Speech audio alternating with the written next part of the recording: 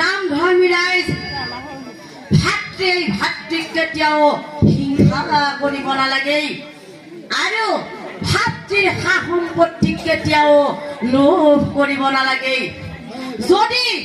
ভাতৃৰ সা সম্পত্তিক লোভ কৰে নহয় সেই কৌৰৱ পাণ্ডৱৰ দৰে দশা হ'ব